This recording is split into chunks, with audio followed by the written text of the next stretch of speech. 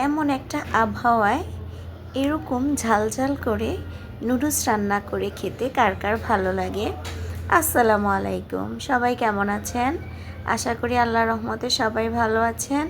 আমিও আপনাদের দোয়ায় আমার পরিবার নিয়ে আলহামদুলিল্লাহ ভালো আছি।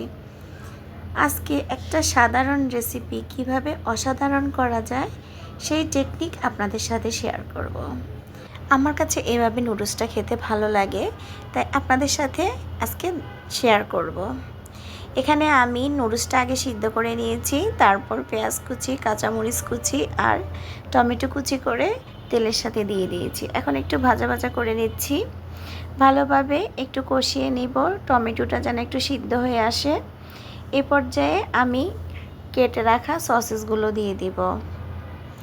আমি আজকের ডিম আর সসেস দিয়ে নুডলসটা রান্না করব। এই যে এখানে স্লাইস করে কেটে রেখেছি, এই সসেসগুলো আমি এখন দিয়ে দিচ্ছি।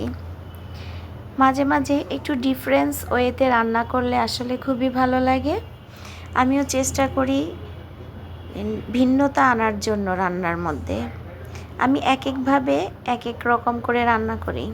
আমার বাচ্চারা যখন যেভাবে খেতে চায় আমি ঠিক সেইভাবে রান্না করার চেষ্টা করি। তারপর এখানে একটু লবণ দিয়ে দিলাম, কারণ আমি এখন ডিম দিব, তাই লবণটা একটু আগে মিশিয়ে নিচ্ছি। আমার ভিডিও যেসব আপু ভাইয়ারা দেখা শুরু করেছেন প্লিজ একটা লাইক দিয়ে শুরু করবেন, আর যদি ভালো লাগে এই বোনটাকে একটা কমেন্টস করে জানাতে পারেন। আর যদি বেশি ভালো লাগে তাহলে এই বোনটার পাশে থেকে যেতে পারেন চ্যানেলটি সাবস্ক্রাইব করে। এখানে আমি ডিমগুলো দিয়ে দিয়েছি, এখন ডিমগুলো আমি ভেজে নিব।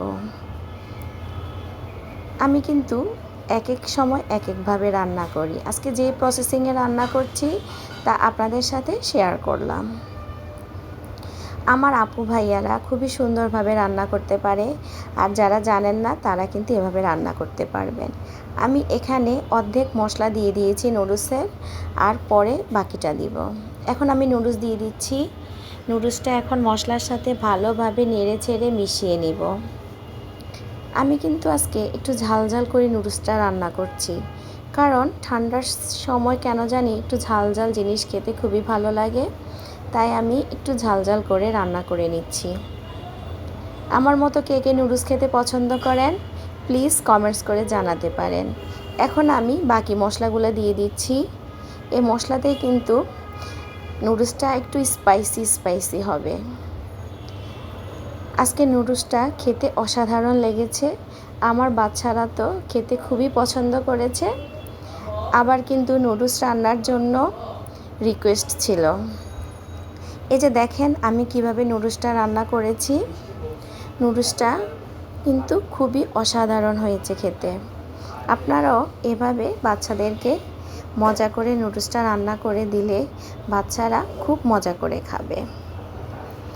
আমার প্রিয় প্রিয় আপু ভাইয়ারা সবার কি অবস্থা একটা ছোট্ট কমেন্টস করে এই বোনটাকে জানাতে পারেন। আমার বাসায় মেহমান, তাই আমি সবাইকে ঠিকমতো সময় দিতে পারছি না, চ্যানেলেও ঠিকমতো সময় দিতে পারছি না। আজকে ছোট্ট একটা ভিডিও আপনাদের সাথে শেয়ার করলাম।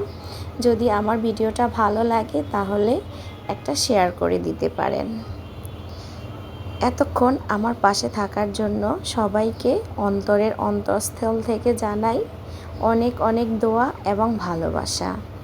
আর আমার জন্য সবাই দোয়া করবেন।